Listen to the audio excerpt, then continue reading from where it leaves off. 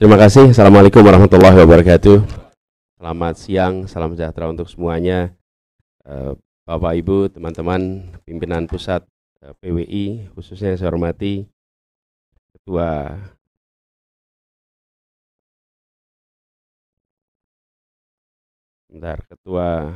PWI Pusat Pak Henry Bangun, kemudian juga Sekjen Pak Said Iskandar Shah, Ketua Dewan Pers, Ketua Dewan Penasehat, Wakil Ketua Dewan Penasehat, dan semua saja tanpa disebut nama satu persatu.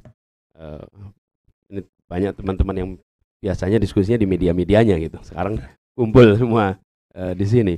Terima kasih dan senang sekali bisa kembali ke PWI. Saya datang dengan didampingi Bang Saur Huta Barat, wartawan juga kelihatannya.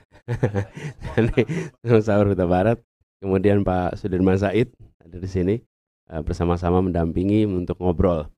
Tapi sebelum ngobrol lebih jauh, saya ingin cerita sedikit soal PWI ini. Karena nama PWI itu adalah nama di rumah kami.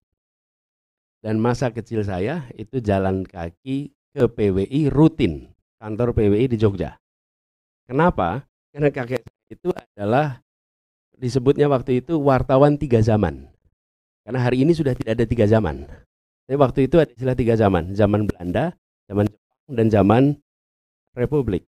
Jadi kalau teman-teman yang Bang Saur sih di Jogja waktu itu pasti ngalamin, itu adalah masa di mana saya datang ke acara-acara PWI. Jadi nama PWI itu nempel. Makanya tadi juga saya baru ngeh nih pas datang gitu kantor PWI. Ini kan tempat masa kecil itu selalu jalan-jalan di Jalan Ahmad Dahlan di Jogja, belakangnya Seni Sono. Seni Sono itu sebuah gedung, nanti belakangnya ada kantor PWI. Itu rutin saya datang ke situ, sangat sering. Dan itu pusat kota yang punya memori tersendiri. Makanya hari ini senang sekali bisa kembali ke PWI, ngobrol dengan Bapak-Bapak Ibu sekalian terkait dengan banyak hal. Nah, bentar.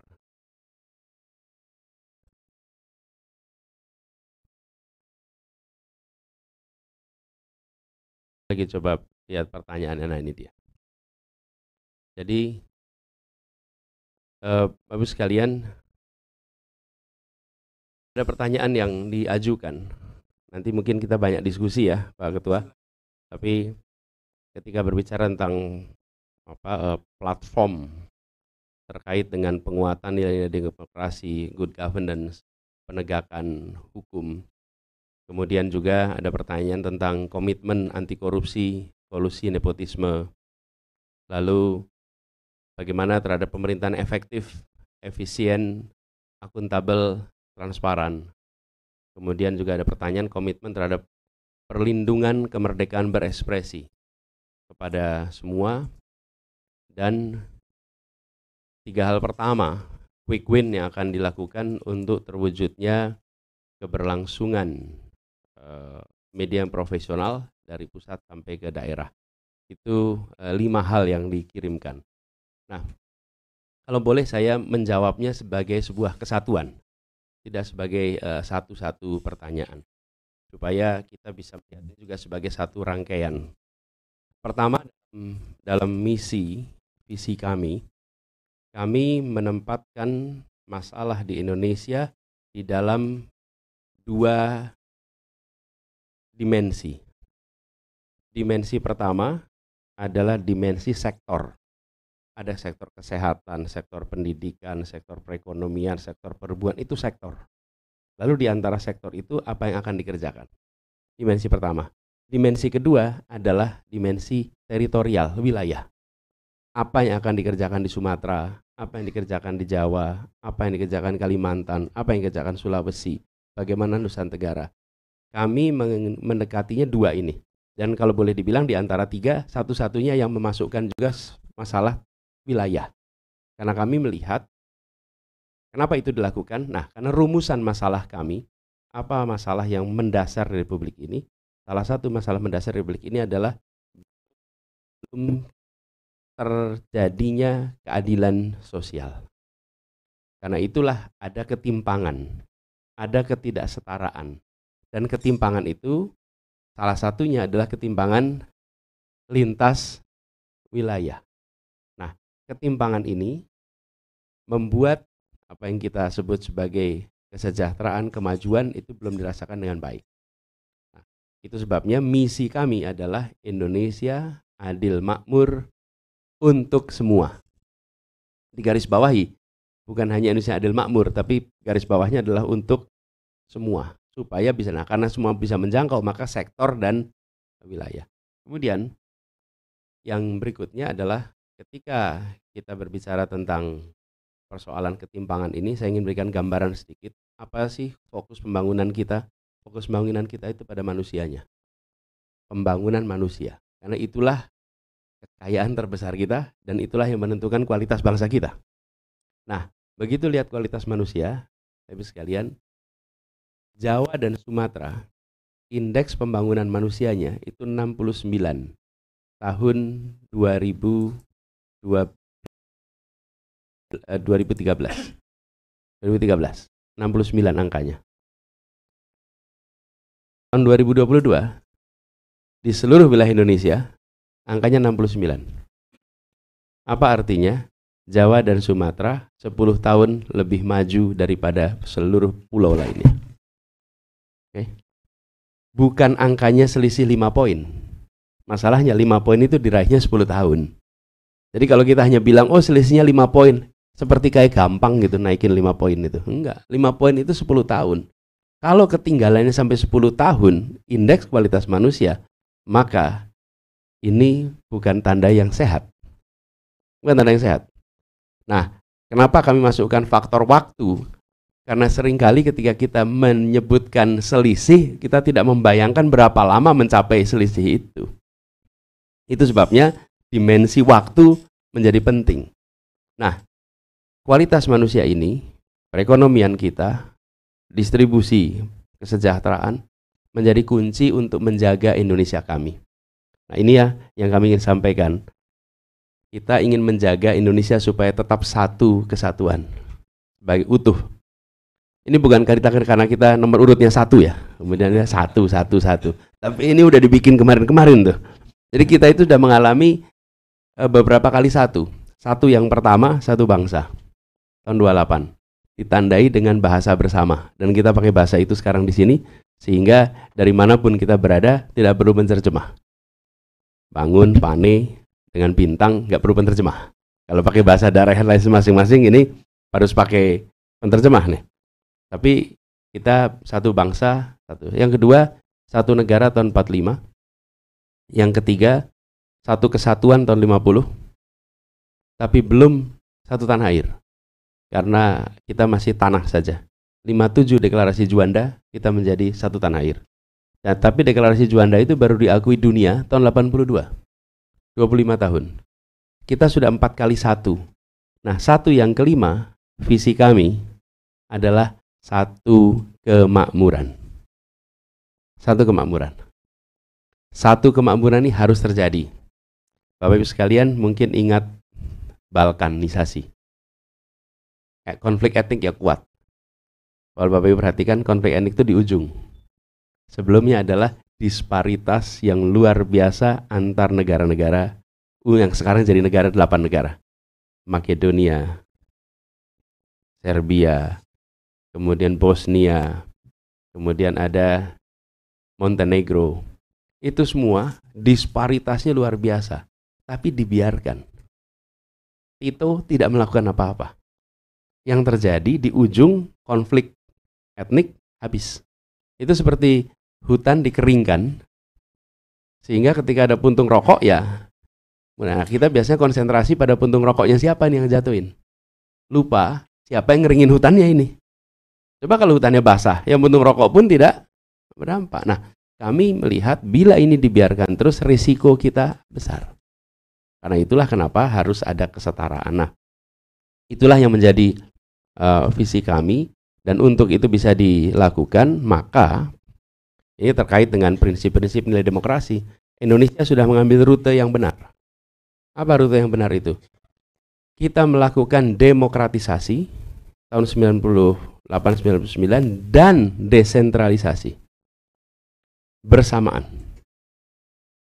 Banyak negara yang tidak melakukan ini bersama-sama. Biasanya demokratisasi saja, lalu desentralisasi saja. Kalau ini tidak. Dan desentralisasi itu ada beberapa fase. Ada dekonsentrasi, ada devolusi. Indonesia itu desentralisasinya sudah mendekati devolusi. Jadi kewenangan itu betul-betul diberikan kepada daerah kecuali beberapa urusan. Tujuannya apa? Kapasitas di pusat tidak mungkin bisa menyelesaikan semua urusan yang ada di daerah kalau perencanaannya tersentralisasi. Karena itu diperlukan desentralisasi, lalu diperlukan pemerintah daerah yang responsif. Nah, demokratisasi, desentralisasi. Tapi yang sekarang menurut kami beberapa waktu ini terakhir terjadi, akhir-akhir ini, adalah demokratisasinya yang sudah dikerjakan dengan berbagai macam reformasi partaian, reformasi pemilihan umum, reformasi hubungan antar lembaga tinggi negara, itu kan semuanya mengalami reformasi. Ini dalam beberapa tahun terakhir ini kita mengalami penurunan kualitas demokrasi kita. Indikator-indikatornya ada. Kita bisa lihat penurunan kualitas demokrasi. Yang kedua, desentralisasi yang kita sudah beberapa waktu ini terjadi resentralisasi dengan ada revisi-revisi perundangan dan keputusan-keputusan. Saya beri contoh. Saya mengambil keputusan untuk membuat peraturan gubernur. Peraturan gubernur itu harus melewati Kementerian Dalam Negeri dan disetujui Menteri Dalam Negeri, baru peraturan gubernur itu bisa dijalankan. Padahal kewenangannya ada pada gubernur. Itu yang terjadi pada semua. Sesungguhnya itu mau merespon keadaan. Banyak yang bikin aturan macam-macam. Karena itu harus dilempengkan. Tapi yang dikerjakan bukan melempengkan, tapi melakukan resentralisasi. Akhirnya apa? Backlog. Pergubnya udah keluar, baru sekian bulan kemudian, nanti minggu kemudian baru itu keluar. Kenapa? Ya bayangkan, di sini harus menampung seluruh pergub dari seluruh Indonesia, lalu diverifikasi, diproses, dan potensi hengki-pengki di dalam. Potensi. Karena peraturan itu kan, ini kan perubahan peraturan. Mendadak di ujung, ini contoh resentralisasi yang kami alami. Begitu juga dengan pertambangan energi dan lain-lain. Yang banyak kewenangan ditarik ke pusat.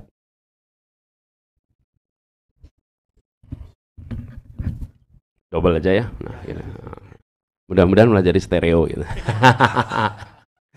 Ya. Kelihatannya treble-nya perlu ditambah, Mas. Terlalu ngebas nih. Rosa aja kalah nanti gitu. Nah, jadi kami melihat ini harus dikembalikan. Jadi ketika tadi ini menjawab pertanyaan yang di belakang sebenarnya, bagaimana pemerintahan menjadi efektif? Saya merasa bersyukur karena pernah merasakan berada di pemerintahan pusat, lalu ditugaskan menjadi pemerintah daerah, walaupun lokasinya masih di Jakarta. Tapi statusnya adalah pemerintah daerah. Dan satu-satunya pemerintah daerah yang tidak harus pergi kemana-mana kalau dipanggil pemerintah pusat. Kalau yang lain harus terbang, kalau kita cuma nyebrang jalan aja itu kalau panggil. Nah, apa yang menurut kami penting?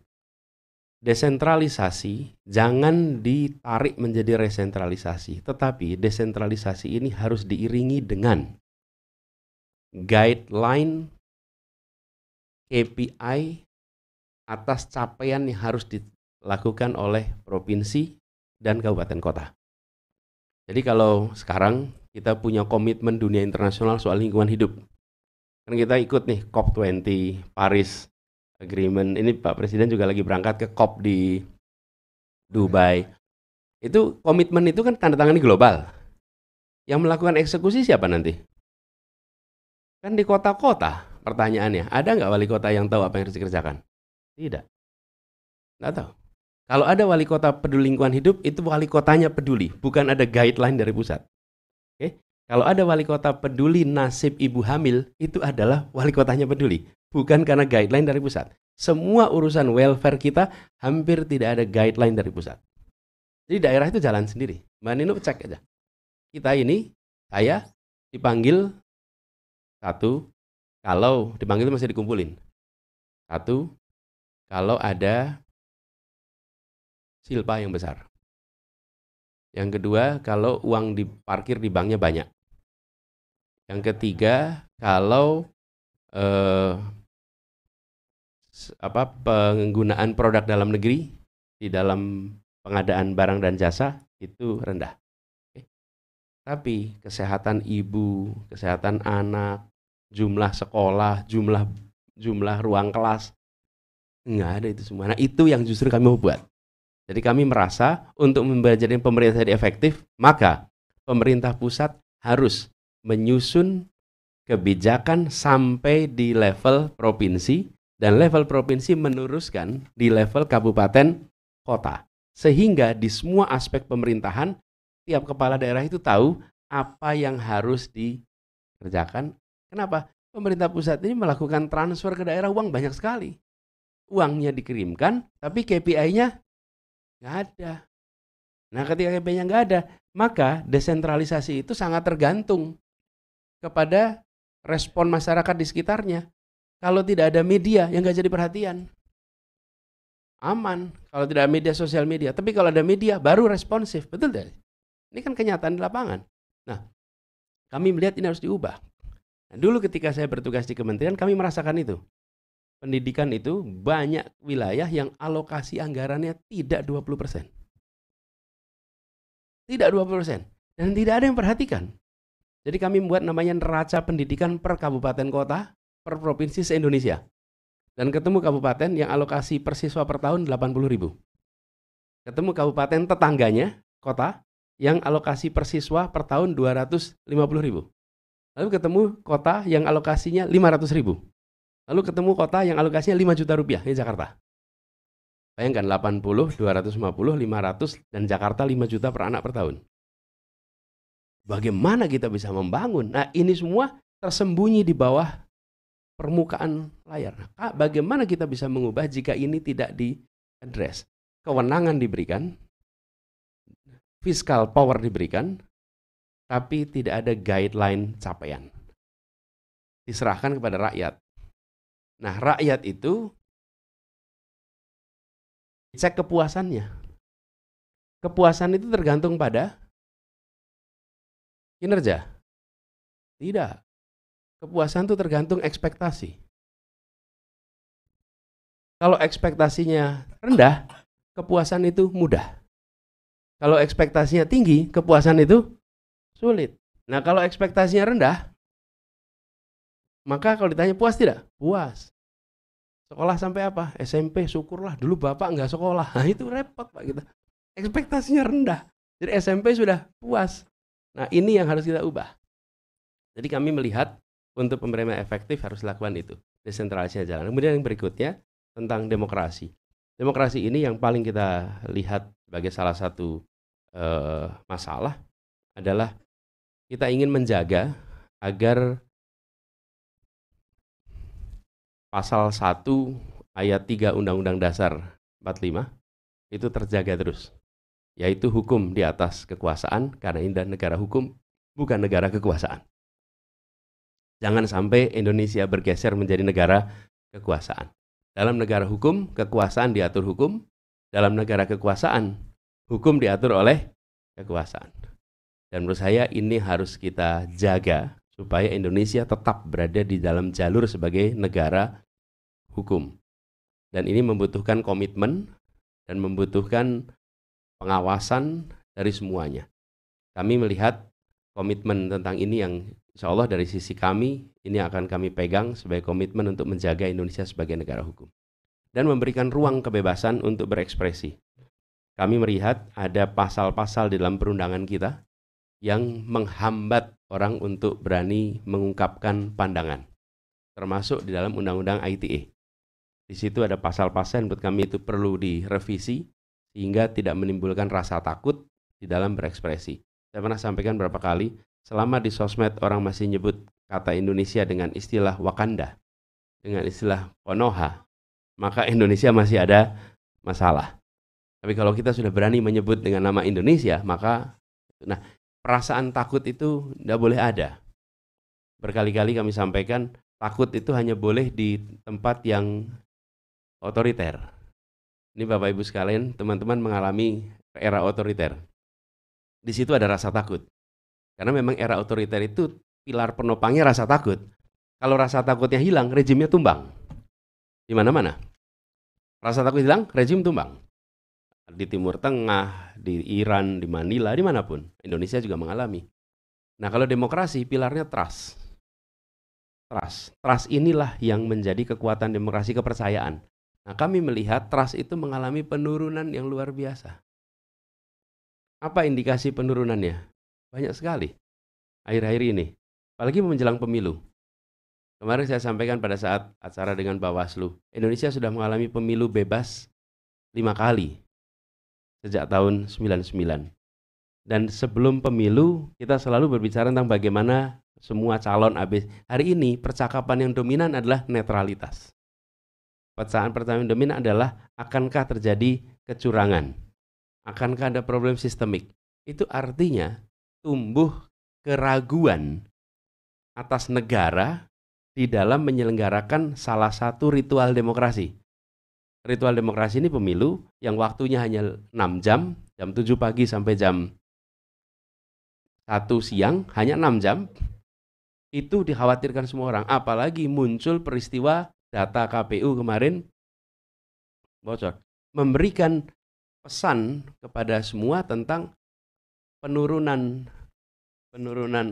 trust yang agak serius. Ini harus dikembalikan karena kekuatan kita justru pada trust pada institusi, mulai dari institusi kepresidenan, institusi perwakilan, institusi hukum, institusi judisiari, dan itu semua harus trustnya itu ditinggikan. Hari ini kita merasakan itu menurun. Nah, ini Bapak sekalian yang kami pandang penting. Lalu yang tidak kalah penting Bapak sekalian itu terkait dengan anti korupsi, kolusi, nepotisme. Kami memandang perlu mengembalikan penegak hukum termasuk KPK dan khususnya KPK menjadi sebuah badan yang kembali independen. Di posisi yang kuat dan diisi orang-orang yang berintegritas. Supaya tempat ini itu menjadi barometer tertinggi di dalam pemberantasan korupsi. Karena itu kemarin kami sampaikan, bila kami bertugas, maka siapapun yang terpilih menjadi komisioner KPU harus tanda tangan pernyataan mentaati seluruh kode etik dan bila melanggar kode etik maka mengundurkan diri. Saya bilang apa tadi? Oh, KPU. Ya samalah dua-duanya juga harusnya ya. Ya, ini slip of mind ini apa slip of tongue ini.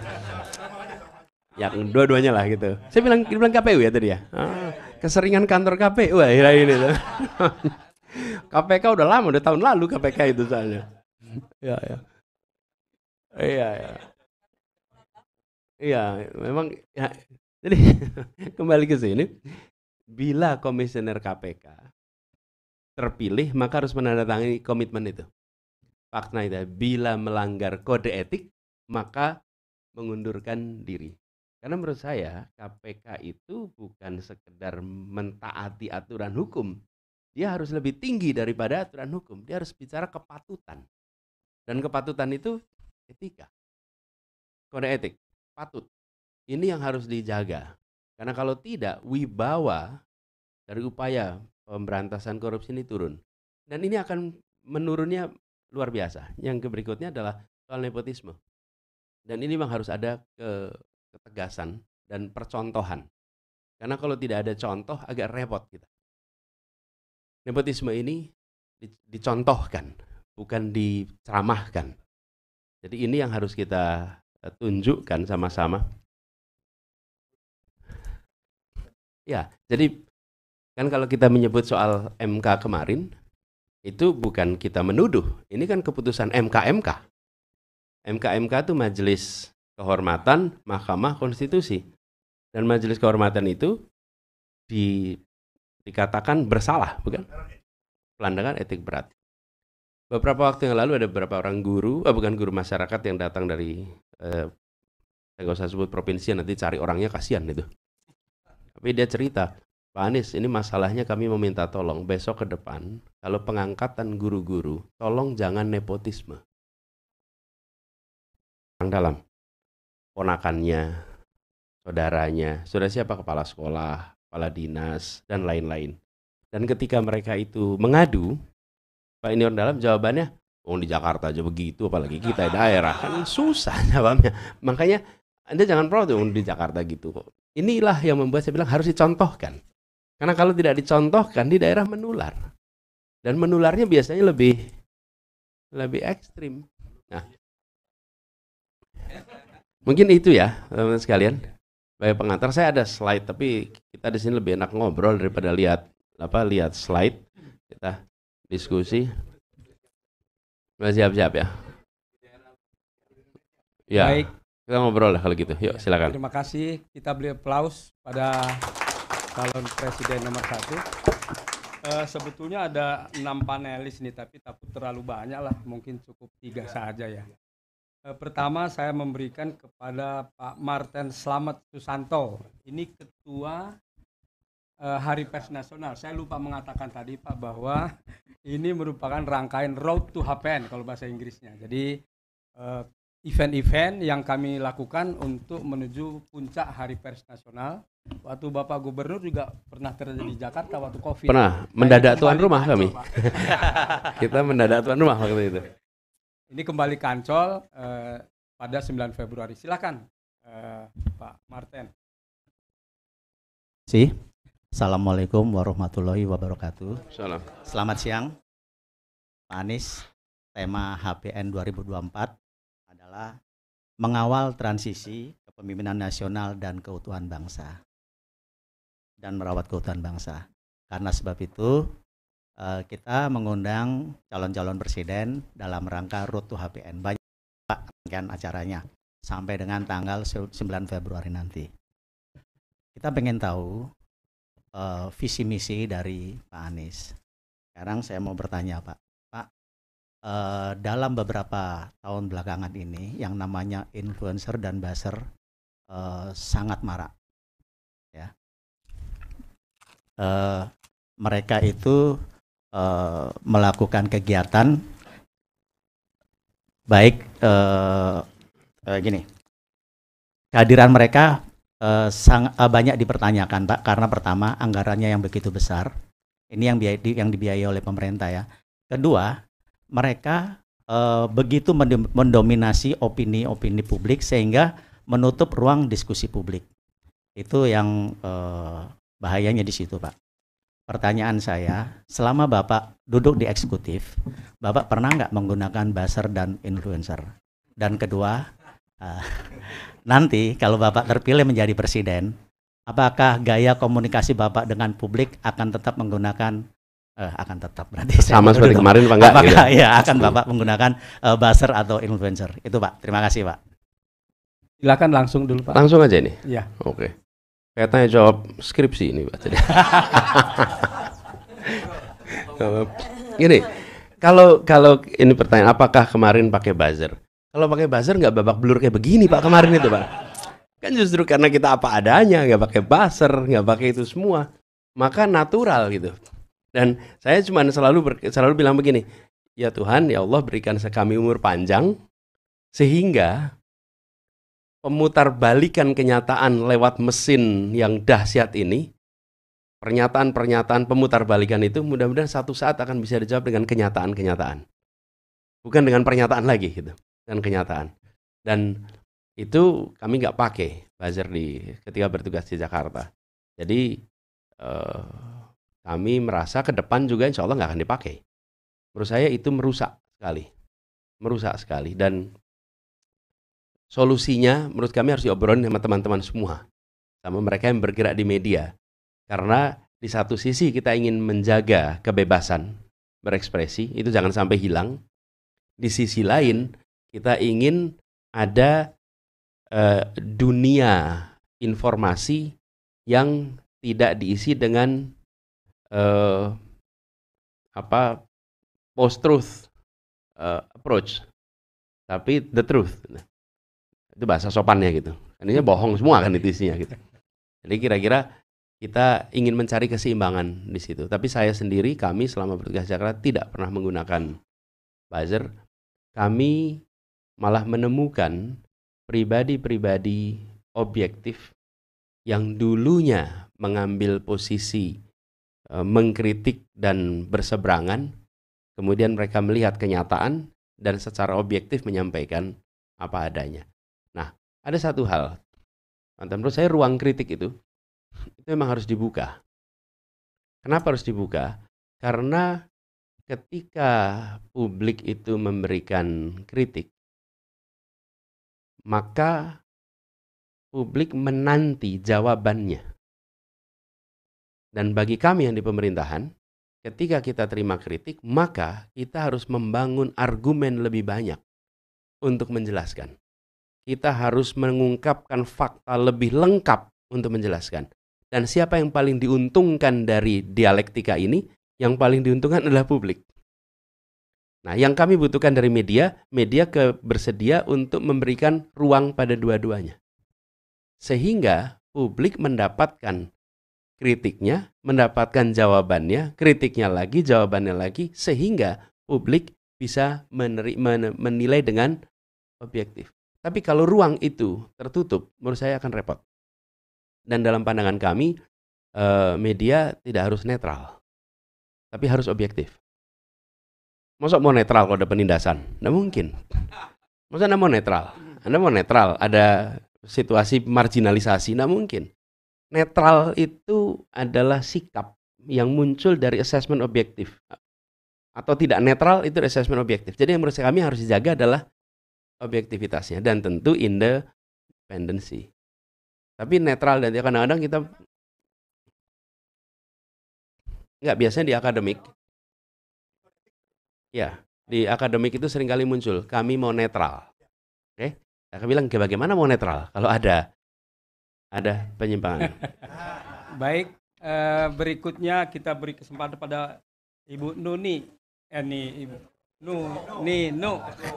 Wah, ini ada Nuni apa Nino nih Pak? Jadi confused juga. Pak Ketua, push up dulu Pak Ketua nanti. Silakan Mbak Nino. Oke, terima kasih. Padahal Henry sama-sama dari Kompas loh sama saya. Ya, makasih. Makasih Mas Henry. Saya mau nanya aja langsung ke Mas Anies nih. Siap. Ada beberapa sih Mas. Pertama dari penjelasan Mas Anies tadi ya soal nggak ada guideline sampai ke daerah. Terus nanti kalau Mas Anies menjadi presiden akan membuat guideline menjadi KPI di daerah. Tapi kalau saya melihat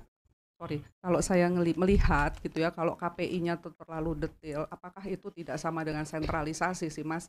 Diatur detail sampai ke daerah, itu satu dari mungkin harus ada penjelasan lebih jelas ya. Terus yang kedua yang terkait dengan tema pertanyaan dari PWI juga, tadi Mas Anies juga sebut soal KPK, saya mau tanya sih, kita mau tahu ya, KPK ini nanti kalau Mas Anies jadi mau diapakan gitu. Apa tuh? KPK. Karena kan Mas Anies ada yang minta KPK dibubarin. Iya kan. Terus kan karena nggak tahu deh, dianggap tidak berguna, tapi ada juga yang bilang sekarang KPK dilemahkan. Nah, ini kan jadi menarik ya, karena Mas Anies juga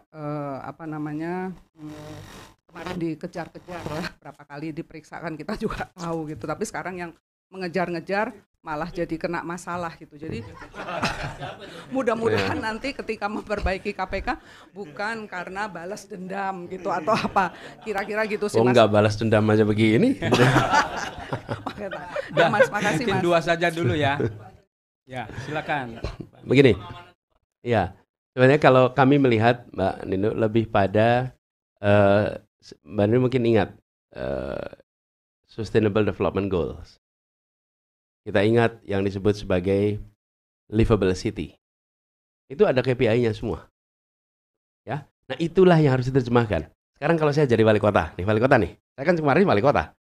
Gimana sih kita harus membuat transportasi umum di kota kami? Nggak ada yang punya transportasi umum se-Indonesia.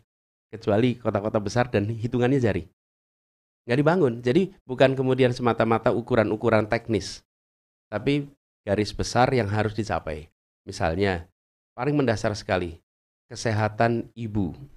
Dari mulai masa kehamilan, bayi sampai dari kehamilan sampai dengan usia itu kalau tidak ada ukurannya apa? Misalnya tentang program gizi untuk ibu hamil, gizi untuk anak baru lahir. Itu semua harus ada, semua programnya harus ada. Berapa yang harus mendapatkan? Ini semua ada. Jadi kalau sekarang kita menyaksikan situasi di mana banyak stunting, banyak anak-anak yang memiliki kualitas IQ yang terbatas, kemudian otot yang terbatas, itu kan problematikanya munculnya sebetulnya 15-20 tahun yang lalu.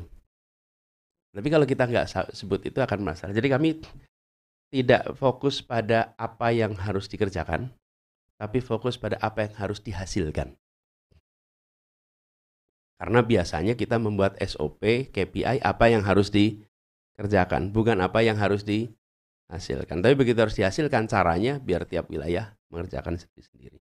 Dan ini tidak berencana untuk mengambil alih peran otonomi daerah. Justru kita ingin agar otonomi daerah itu tetap jalan.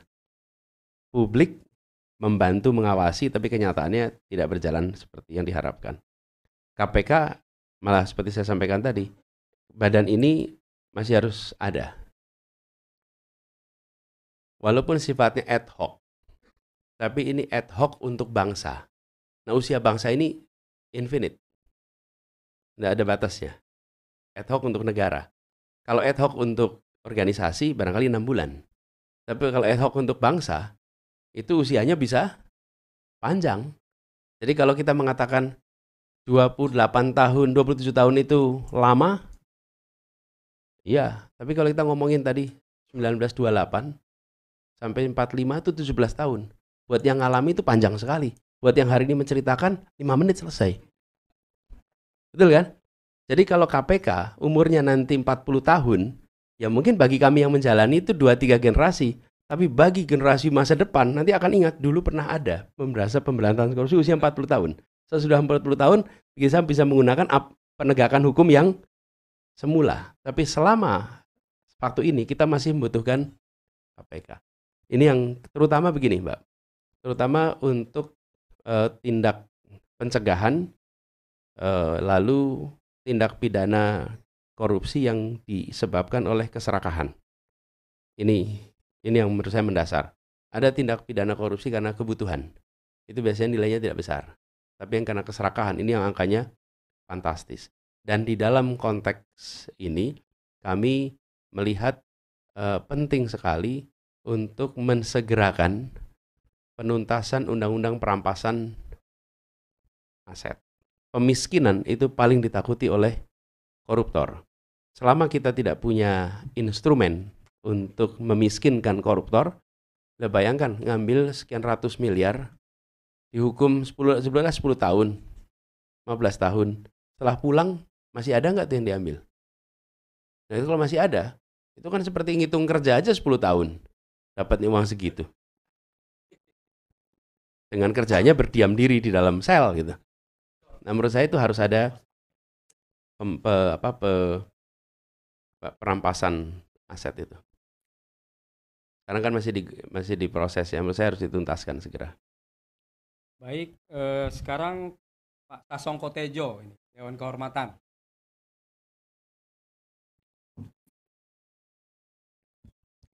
Pak Anies, ada 2 hal yang mungkin singkat saja karena banyak yang ingin bertanya.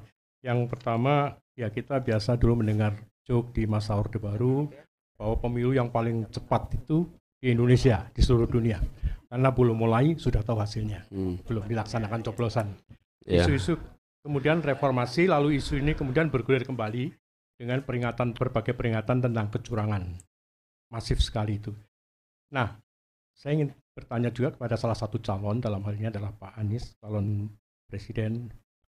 Di sisa waktu ini apa yang bisa diperbuat Pak kira-kira untuk mencegah kecurangan itu terjadi? Atau katakanlah seperti yang tadi zaman Orde Baru itu belum dimulai sudah ada pemenangnya. Apa yang bisa dilakukan? Mungkin ada beberapa. Apa ada tanda-tanda begitu? Nah, ini saya balik Pak. Bapak juga menyatakan saya banyak seperti itu. Satu Pak ya. Kemudian yang kedua Pak, ini soal IKN itu juga saya kira menjadi satu wacana yang mungkin nanti juga akan mewarnai debat calon presiden. PKS sebagai partai pendukung Pak Anies mengatakan bahwa menolak IKN itu, kalau Pak Anies dengan bahasa yang lebih halus tidak menolak tapi akan menimbulkan ketimpangan baru. Jadi kalau saya balik tanya kembali, terakhir gimana Pak, posisi terakhir tentang IKN? Terima kasih. Ya, posisinya belum berakhir, Pak. masih berproses. Tapi ini soal pemilu, kami melihat perlu ada partisipasi publik yang lebih banyak di dalam mengawasi proses ini. Yang mau diselamatkan itu bukan suaranya capres, bukan suaranya partai. Yang mau diselamatkan itu suaranya rakyat. Karena itu kita harus bersama-sama menjaganya. Jadi kalau saya boleh mengundang kepada masyarakat sipil, kepada organisasi-organisasi yang memiliki jaringan di masyarakat yang luas, itu untuk membentuk relawan pengawas luar TPS yang tidak memerlukan identifikasi apa-apa, hanya ikut mengawasi dari luar sebagai ikhtiar kita untuk menjaga kualitas demokrasi. Tapi kalau saya berpandangan, Pak Tejo, saya masih berpandangan optimis. Menurut hemat kami, walaupun ada keriuhan sana sini, rasanya pelaksanaan besok itu aparatur kita itu dalam situasi punya tanggung jawab moral untuk mereka menjaga ini dengan benar. Dan kalau itu sampai terganggu, maka legitimasi hasil pemilu juga terganggu. Jadi menurut saya siapapun yang bertanding hari ini itu memiliki kepentingan agar hasilnya bukan saja baik, tapi hasilnya mendapatkan legitimasi. Dan itu mahal sekali ongkos legitimasi itu. Kita menyaksikan apa yang terjadi di bulan Maret tahun 98. Okay. Ketika secara legal itu terpilih, tapi secara legitimasi tidak ada. Bertahannya berapa lama? 2 bulan. Jadi menurut kami semua punya kepentingan untuk menjaga legitimasi itu. Begitu juga dengan aparat keamanan.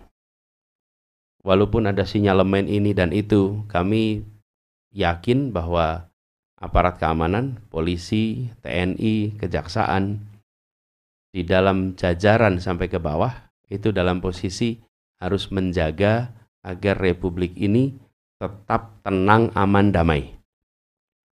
Kemarin kami sampaikan Pak Tejo, bahwa kedamaian itu bukan ditandai dengan tiadanya konflik. Kedamaian itu ditandai dengan adanya rasa keadilan.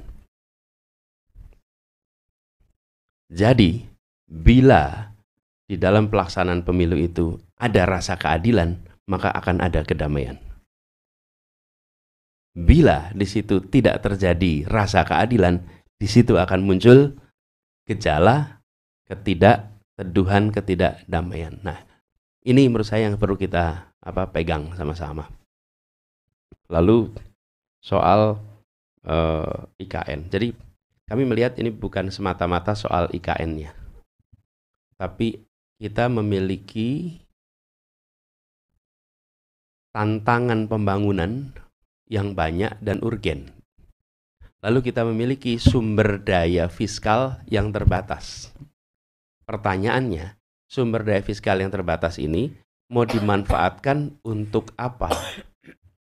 Untuk membangun satu tempat atau untuk membangun hal-hal urgen lainnya nih? Bagaimana Pak, guru-guru honorer kalau mendengar ada alokasi sekian triliun, sementara dia kepengen diangkat dan alasannya karena anggarannya belum ada. Terus gimana kita menjelaskan kepada guru-guru honorer ini? Lalu kita bilang kami ingin kualitas manusia yang lebih baik. Loh, kalau kita ingin kualitas manusia yang lebih baik, ya gurunya dibenerin. Gimana guru bisa konsentrasi ngajar ketika gajinya hanya cukup untuk 10 hari? Ketika gajinya cukup untuk 15 hari. Jadi ini bukan soal menolak IKN, tidak setuju IKN. Ini kita sedang punya anggaran yang terbatas. Anggaran terbatas ini mau diapakan? Menurut hemat kami, ada persoalan-persoalan urgen yang harus diselesaikan. Jadi undang-undang IKN itu sudah diterbitkan, sudah mau dilaksanakan. Nah, sekarang kita punya fiskal terbatas. Mana dulu nih yang mau dikerjain? Ada skala prioritas. Ada unsur prioritas secara urusan dan prioritas secara waktu. Kita menyebutnya dengan istilah important and urgent. Nah, important and urgent harus diselesaikan. Tapi kalau important not urgent, ini bisa dikerjakan nanti. Kira-kira gitu Pak Tejo. Baik, Pak Anies, ini tadi kami memang membatasi, jadi sekarang kita ke PWP provinsi. Ini ada 38 provinsi. Cuma kami memang terpaksa memilih nanti mungkin hanya 3 atau 4. Yang pertama dari Jawa Tengah, ini Mas Amir Mahmud. Ya, silakan Mas Amir. Oh, pas nih Jawa Tengah ya. Silakan. Suaranya belum masuk, Mbak. Ya, tes. Oke.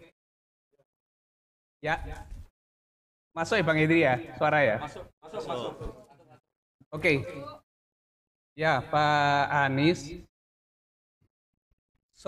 Siang ini suasana yang saya rasakan ini serasa bersambung dengan tahun 2012 yang lalu.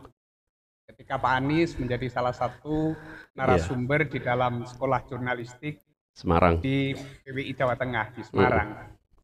Luar biasa karena yang saya tangkap adalah konsistensi pemikiran tentang dunia pers, tentang dunia media, terutama yang terkait dengan bagaimana seharusnya media itu menjadi pemersatu. Media itu menjadi pengikat persatuan dan kebinekaan. Itu yang saya kira masih konsisten sampai apa yang tadi disampaikan. Nah, kita melihat bahwa banyak praktik bermedia, praktik berjurnalistik sekarang ini terutama di berbagai platform digital yang cenderung ini semacam mengonstruksi polarisasi. Dan ini sudah sekitar 5 tahun terakhir. Bahkan mungkin sejak 2017 pasca Pilgub DKI, kalau saya amati.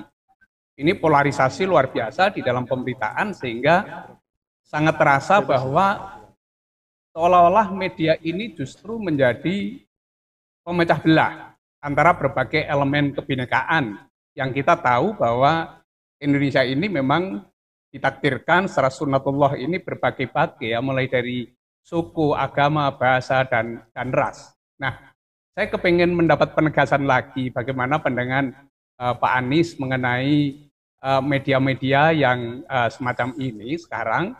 Kemudian apalagi kalau kita kaitkan dengan kode etik jurnalistik yang di dalam salah satu poinnya ini sebenarnya sangat tabu terhadap persoalan-persoalan yang bersifat pemberitaan sara. Nah, kode etik jurnalistik jelas ini menjadi pengikat, ini menjadi pemersatu dengan poin tentang anti sara ini.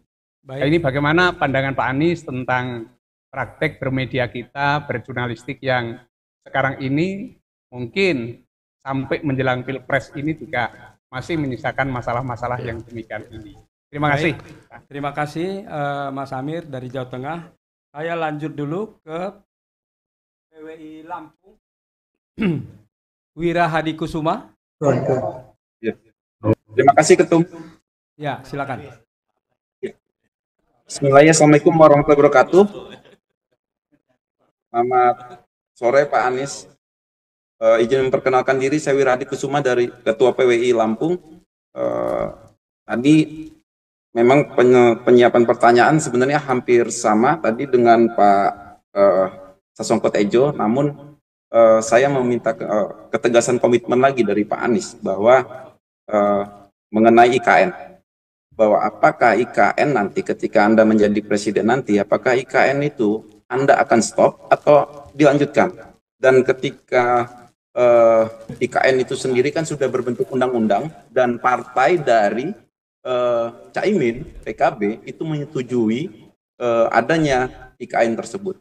Saya khawatir Pak Anies sebelum 1 bulan ada perceraian ketika Anda berdua jadi presiden dan wakil presiden. Karena ada beberapa yang memang sikap dari PKB juga sudah menyatakan beberapa kali berbeda dengan apa yang disampaikan oleh Pak Anies. Seperti mungkin Pak Anies juga tidak setuju jabatan gubernur itu dihapuskan. Sementara Caimin mewacanakan itu berkali-kali di media bahwa ketika menjabat akan menghapus jabatan gubernur di di seluruh Indonesia. Nah, karena berbeda pendapat itu, khawatirnya ada contoh-contoh di daerah Pak Anies. Kalau di daerah itu gubernur, wakil gubernur kadang tidak akur. Wali kota dan wakil wali kota nggak akur, bupati dan wakil bupati nggak akur. Saya berharap ketika Anda berdua nanti jadi presiden tetap akur-akur saja, kan? Tapi seperti, nah, yang kedua, saya kira cukup dulu ya, karena ini ada beberapa komitmen teman yang Pak Anies terhadap Lampung, Pak. Komitmen Pak Anies terhadap Lampung. Lampung adalah penduduk terbesar kedua setelah Sumatera Utara. Ada 6.500.000 DPT, 10 juta penduduknya, dan Lampung adalah 40% sembakonya DKI itu disuplai dari Lampung. Nah, bagaimana Anda nanti menyikapi Lampung sendiri?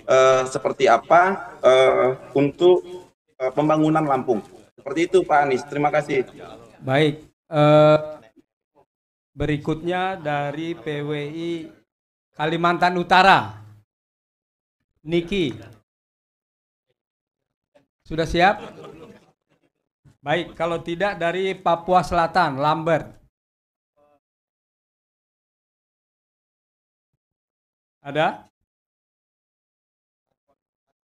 Papua Barat Daya ada. Dari Papua, Hans ada?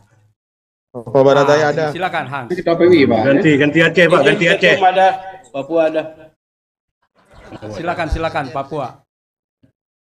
Ya, selamat sore Pak Ketum dan Pak Capres. Saya hanya bilang begini, kalau Indonesia itu diberatkan pesawat itu jatuh, saya mau tanya Pak Capres, kalau pesawat jatuh yang dicari apa?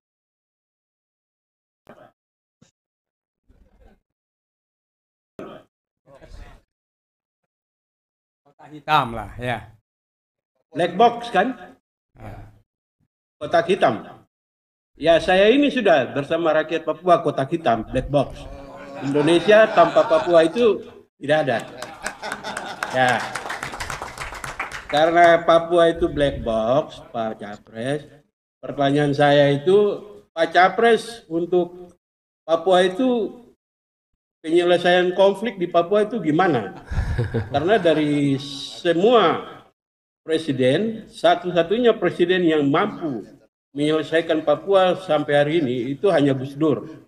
Lain dari itu belum ada punya komitmen dan punya cara yang terbaik untuk rakyat Papua menyelesaikan konflik. Itu yang pertama. Yang kedua, pertanyaan saya terkait tadi teman dari Jakarta tadi soal KPK ini. Kami di Papua ada semacam apa dengan KPK itu? Salah satu contoh, mantan gubernur Papua itu sakit, ditahan dalam keadaan sulit, tapi tidak diberikan kesempatan untuk berobat dan lain sebagainya. Kepercayaan, trust terhadap negara ini termasuk trust terhadap penegakan hukum lewat KPK itu sangat-sangat mengecewakan. Oleh karena itu pertanyaan saya, apakah setelah Bapak jadi ada perubahan di KPK atau seperti yang saat ini tetap saja KPK itu menjadi, kalau menurut kami KPK itu menjadi alat dari kekuasaan. Terima kasih Pak. Baik, saya kira 3 saja karena waktunya. Silakan Pak Anies. Ya. Dan cuman begini Pak, black box itu baru penting ketika pesawatnya jatuh Pak. Nah, kita berdoa jangan sampai jatuh Pak gitu. Jadi, kalau pesawatnya nggak jatuh itu black box nggak dicari Pak gitu. Makanya Papua jangan black box Pak, gitu. Akhirnya pada saat kita terbang terus nggak ada liatin coba. Jadi mungkin Papua nanti harus dapat kursi di depan, nah gitu. Biar kalau ada penyajian termasuk yang paling awal dapatnya gitu. Oke, saya mulai juga dari Pak Amir Mahmud. Ini kok kebetulan ya, nama menteri, nama wakil presiden gitu. Praktek bermedia. Nah ini sebenarnya juga sesuatu yang kita harus jaga sama-sama. Kita menyadari bahwa di dalam masyarakat itu ada situasi di mana muncul polarisasi. Ini fakta. Ketika sekarang ada 3 pasang calon presiden, maka ada polarisasi 3 polar. 3 polar. Nah, 3 polar ini akan terjadi pada masa kampanye sampai masa pemilihan selesai. Nah, saya membayangkan ini seperti sebuah balon, Pak. Balon itu muncul menjadi 3 sudut gitu. Tapi setelah selesai pemilu, balon itu harus kembali bulat lagi. Polarisasinya selesai. Tapi pada masa kampanye ada pendukung A, pendukung B, pendukung C itu normal. Tapi polarisasinya lalu kembali lagi. Nah, kita seringkali kalau ada polarisasi buru-buru menyimpulkan ada perpecahan. Menurut saya urutannya itu enggak. Paling awal polarisasi, didiamkan terus jadi friksi. Didiamkan terus jadi konflik. Didiamkan terus baru pecah. Pecah itu fase keempat, sesudah friksi dan konflik. Nah, tugas kita semua menjaga polarisasi jangan jadi friksi. Friksi, kalau ada friksi harus diatur, jangan sampai jadi konflik. Ketika konflik jangan sampai jadi pecah. Nah, tapi jangan buru-buru kalau ada polarisasi berarti ada perpecahan. Dan dalam situasi pemilu itu polarisasi sesuatu yang normal, tetapi cepat kembali. Bahkan polarisasi itu bisa terjadi untuk isu yang tidak ada hubungannya dengan suku, etnik, agama. Bapak-bapak Ibu ingat polarisasi luar biasa hebat di Inggris. Isunya Brexit. Brexit itu nggak ada isu apa-apa kecuali policy. Mau ikut EU atau keluar EU. Tapi polarisasinya kerasnya luar biasa. Tapi begitu diputuskan, ya sudah selesai. Walaupun sekarang penyesalannya luar biasa di sana itu. Kenapa penyesalan terjadi? Justru karena anak-anak muda tidak mengikut dalam pemilihan. Karena itu pesan buat anak muda hari ini. Pesan buat anak muda hari ini. Karena kalau anak muda tidak partisipasi, nantinya keputusan justru dibuat bukan oleh para pemilik masa depan, tapi pemilik masa lalu yang menentukan. Kan di Inggris orang tua yang pada ikut pemilu. Nah, lalu bagaimana kaitannya dengan soal ini Pak tadi? Praktek bermedia terhadap adanya polarisasi itu. Menurut kami, jangan sampai media menjadi feeder. Kenapa? Tadi contohnya soal buzzer. Buzzer itu membuat polarisasi itu menguat. Dan buzzer itu mempolarisasi. Nah, pertanyaannya, apakah media mau feeding pada buzzer? Dia bisa menjadi feeding, terutama online. Nah ini saya cerita sedikit nih, ada seorang pemret yang ngobrol dengan saya, terus cerita. Ini banyak berita-berita soal Anda yang judulnya itu provokatif, menyudutkan. Kenapa? Karena media kami ini harus berkompetisi di dalam mendapatkan viewer. Berita politik itu bukan berita yang paling banyak pembacanya. Yang lebih banyak itu sports, entertainment. Politik itu sudah pembacanya sedikit. Kalau pembaca sedikit, judulnya tidak menyudutkan atau provokatif, maka tidak dibaca. Jadi dia cerita, Anda disudutkan itu bukan karena Andanya, tapi kita ingin itu jadi di-tweet oleh para buzzer. Oke? Jadi dia menjadi feeder buzzer. Kalau dia hanya publish begitu saja, yang baca hanya pembaca di online itu. Tapi ketika itu menyudutkan oleh buzzer itu diambil di tweet, maka mendadak pembacanya jadi banyak. Jadi harusnya mereka bayar prosentase atas pendapatannya pada saya. Karena saya udah jadiin komoditas itu. Kan dengan di tweet begitu, maka buzzer ambil, oleh buzzer digaungkan, pembacanya jadi banyak. Jadi kata dia, nothing personal, ini adalah lingkar kondisi hari ini, di mana dibutuhkan viewer, dan kami diuntungkan dengan ada bahasa. Ini yang menurut saya harus dijaga. Apabila itu diteruskan, maka polarisasi pasca aktivitas apapun akan selalu terjadi. Menurut kami itu salah satu hal yang penting. Kemudian soal ini, kalau soal beda-beda, nah itu pemilihan ini aja, pemilihan berita aja itu. Kalau insya Allah sama, Pak Wiradikusuma, insya Allah sama, dan kita memang perjalanan bersama itu praktis baru mulai September. Nah sebelum September itu ada banyak gagasan, pikiran, tapi kita sinkronisasi terus. Ini ada Wakil Ketua Umum PKB di sini, Pak Jazilul Fawaid. Dan kita sinkronisasi, bahkan ketika menyusun visi misi, itu apa yang kemarin sudah dibawa oleh Cak Gus Imin, oleh teman-teman PKB, itu dibahas secara substantif. Jadi visi misi yang disusun itu bukan visi misi sekedar memenuhi kewajiban kepada KPU, tapi memang kumulatif. Dan lalu kemudian kita saling menyesuaikan. Jadi di dalam saling menyesuaikan itu mungkin ada 1-2 yang kelihatan berbeda. Nah, kadang-kadang samanya nggak dibahas. Tapi pas ada satu beda, itulah yang ramai gitu. Ramai. Nah ini tapi rasanya enggak.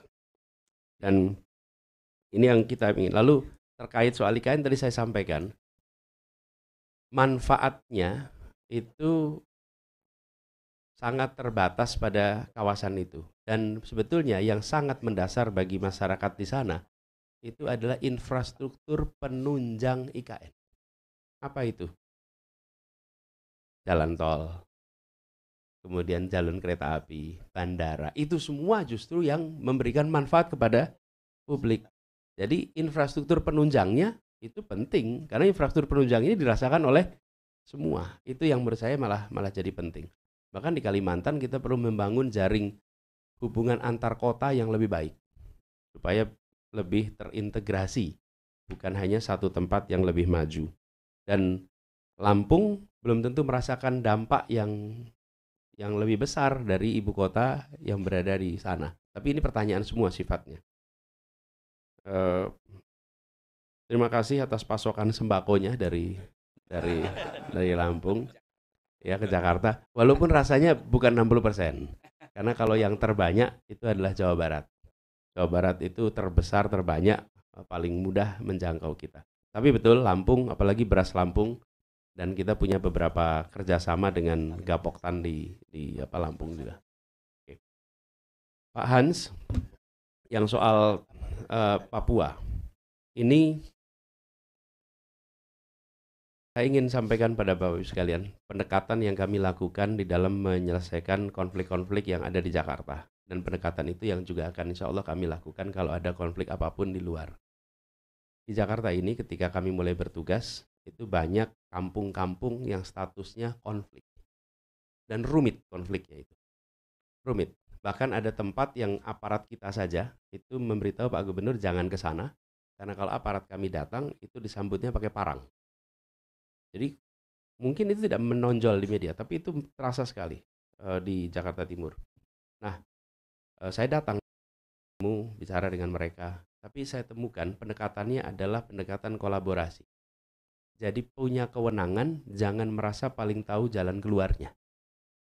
Ya, punya kewenangan bukan berarti punya pengetahuan, tapi duduk dan panggil siapa? Satu, yang kita rasakan nih, identifikasi stakeholder utama. Ini siapa aja? Ini nomor 1. Terus yang kedua, libatkan pakar yang memiliki contoh-contoh komparatif atas solusi. Jadi kita semua nggak bisa berpikir outside the box, karena kita udah box in nih dengan urusan ini. Tapi begitu kita mendatangkan orang yang dia bisa bilang, ini contoh solusi di Meksiko, ini contoh solusi di Puerto Rico, ini contoh solusi di Afrika. Mendadak kita tuh punya menu pilihan solusi yang lebih banyak. Nah, itu membantu sekali dalam menyelesaikan konflik. Apalagi pihak yang berkonflik biasanya sudah tidak ketemu dengan jalan baru. Yang kedua. Yang ketiga adalah unsur negara sebagai partisipan, bukan sebagai fasilitator. Terus yang keempat, fasilitator percakapan. Jadi stakeholdernya, comparative expertnya, kemudian negara, lalu di situ ada namanya fasilitator yang fasilitasi tiga pihak ini untuk berunding mencari jalan bersama. Nah, saya melihat approach ini yang mungkin harus kita lakukan sama-sama, sehingga kita akan bisa muncul dengan solusi-solusi yang sesuai dengan kebutuhan yang ada di sana. Dan ketika mengatakan masalah di Papua, maka masalahnya itu jangan dianggap satu di semua tempat. Papua pegunungan punya tantangan yang berbeda dengan Papua pesisir. Dan Papua pegunungan pun bervariasi itu, Papua pegunungan. Kebetulan Pak Hans, kami berkegiatan di Indonesia Mengajar, itu mengirimkan guru-guru sejak 2010 di Papua, termasuk Papua Barat. Waktu itu masih Papua dan Papua Barat. Sehingga guru-guru kita itu sana dan saya berkesempatan untuk mendatangi tempat-tempat itu sehingga menyaksikan betul kebutuhan satu tempat dan tempat lainnya itu beda sekali. Lalu kita di pemerintah pusat harus banyak mengubah standar yang kita buat. Standar kita itu simetrik. Sehingga standar itu harus diubah. Saya beri contoh, Pak. Ini sekolah di pegunungan. Anak-anak itu pada nggak mau sekolah. Kenapa masalahnya? Masalahnya karena mereka tidak pakai sepatu. Sehingga lantai ubin itu dingin bikin pilek. Mereka inginnya lantainya tidak pakai ubin. Karena lantai ubin itu membuat dingin dan tidak enak sekali. Karena kalau bicara tentang ketinggian-ketinggian di sana kan ketinggian yang luar biasa. Tapi standar sekolah kita itu se-Indonesia sama. Nah, maksud saya, masalah di Papua ini, satu, bukan sama, beda-beda. Yang kedua, solusinya negara harus melonggarkan SOP. Harus melonggarkan SOP. Kalau negara melonggarkan SOP pada semua standar, maka itu akan bisa dibuat sesuai dengan kebutuhan yang ada di sana. Begitu ya Pak Hans. Lalu KPK, rasa sudah jelas sebetulnya Pak, kita tidak ingin KPK itu jadi alat politik. Ini sebagai komitmen, dan komitmen ini sudah ditunjukkan kemarin ketika bertugas di Jakarta. Pada waktu di Jakarta kami membentuk KPK Ibu Kota. KPK Ibu Kota ini tidak mengambil aspek penindakan, karena kita tidak punya kewenangan untuk melakukan penindakan. Tapi kita mengambil peran pencegahan dari KPK dilakukan di Jakarta. Jadi ada inspektorat yang bekerja, tapi juga ada KPK Ibu Kota yang proaktif mereview semua aktivitas. Dan kami merasa bersyukur sekali karena banyak proyek-proyek yang ketika direview oleh KPK Ibu Kota harus dilakukan koreksi secara mendasar. Jadi insya Allah kita komit Pak Hans untuk KPK bukan sebagai alat politik, tapi KPK sebagai salah satu unsur penjaga integritas di negeri ini. Terima kasih. Baik, Bapak Ibu sekalian, kita beri aplaus kepada Pak Anies Baswedan, calon presiden nomor 1. Semoga teman-teman pers khususnya mendapatkan gambaran yang lengkap mengenai visi misi tadi dari pertanyaan PWI, kemudian juga dari dialog dengan panelis di sini dan dari PWI provinsi. Pak Anies ini jadi 38 provinsi plus Solo 39, ya jumlahnya berapa ratus berapa ribu nanti bisa dicek belakangan, tapi artinya ini satu tempat tapi terliput ke seluruh Indonesia. Kami PW Pusat berterima kasih. Oh, udah selesai ini? Hah? Udah selesai? Sudah. Oh, atau mau menyampaikan sesuatu? Lanjut. Oh ya, baik, silakan. Kalau ada closing saya statement. mengira ini apa ujian tertulisnya lebih panjang gitu. Baik, silakan. Kami mempersilahkan Pak Anies untuk menyampaikan pernyataan penutup. Sebetulnya tidak ada sesuatu yang khusus ya terkait ini.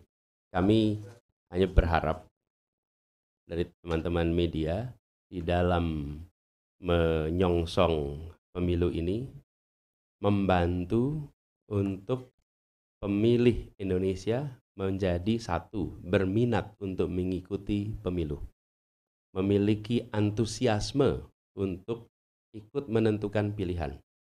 Dan tidak muncul malah justru perasaan adalah saya nggak mau ikut aja. Kenapa?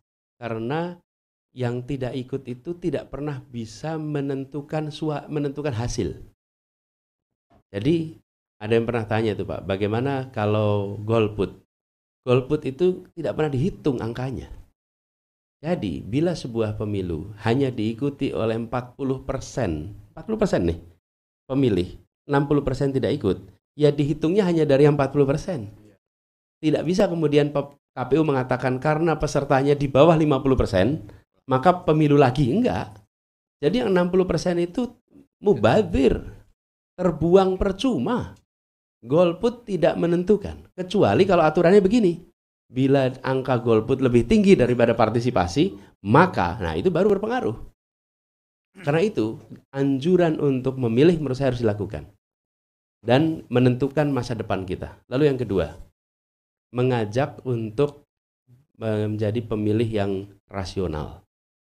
Rasional itu artinya menggunakan rasio.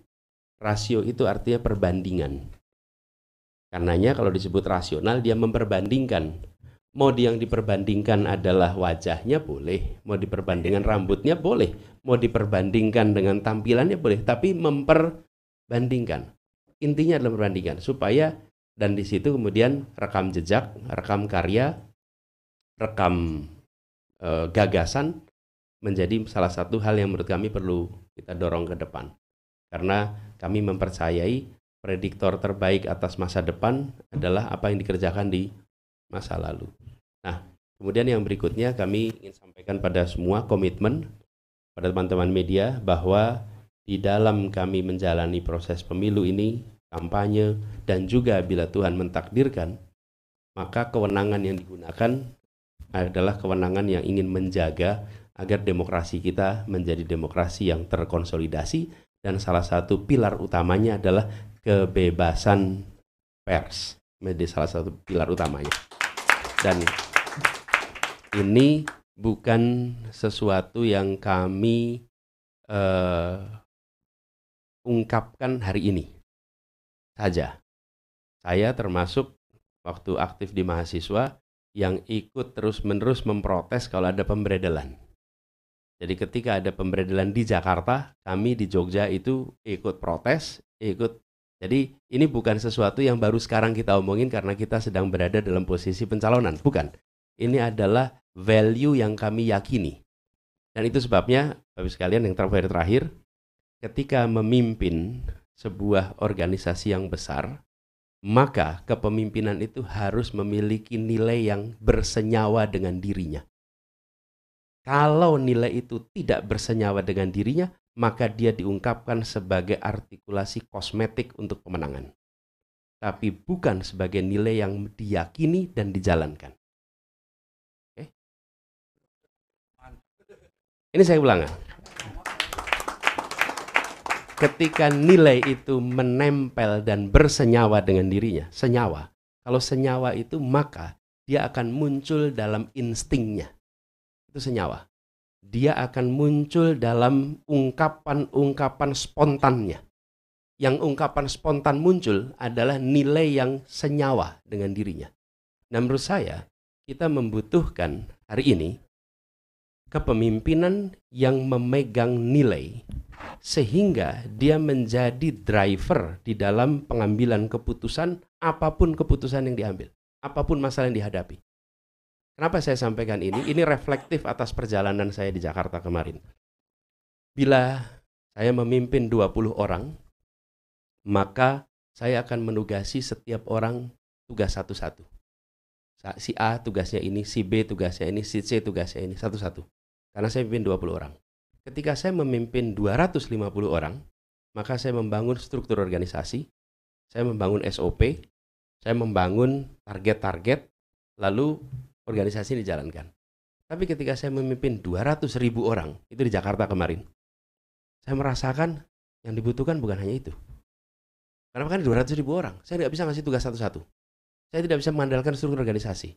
Saya harus memberikan ideologi dan nilai yang menjadi pegangan bagi siapapun yang memimpin 200 orang. yang kemudian itu menjadi pegangan siapapun yang memimpin 20 orang. Ideologi dan nilai itu menjadi pembeda. Dan makin luas skalanya, makin dia berbasis pada nilai. Karena itulah mengapa nilai ini menjadi penting. Dan menurut hemat kami, dalam sebuah demokrasi, ketika nilai-nilai dasar dalam berdemokrasi itu tidak senyawa, maka disitulah pernyataan power tend to corrupt and absolute power corrupt absolutely. Itu salah satu persyaratannya adalah tidak memegang nilai dasar demokrasi yang senyawa dengan dirinya. Dan ujian tentang senyawa itu bukan lewat pernyataan, bukan lewat statement di kampanye, tapi ujiannya lewat rekam jejak ketika memimpin di posisi apapun juga. Terima kasih. Assalamualaikum warahmatullahi wabarakatuh. Baik, sekali lagi terima kasih Pak Anies untuk kehadirannya di acara kami ini. Semoga bermanfaat juga untuk kampanye Pak Anies nanti, dan terutama bagi media untuk mendapatkan informasi yang sejelas-jelasnya. Ini PBI kalau ada doa-doa begitu bilang amin, Pak. Namanya juga doa kan, doa diaminkan aja. Baik Pak, amin. Jadi kami di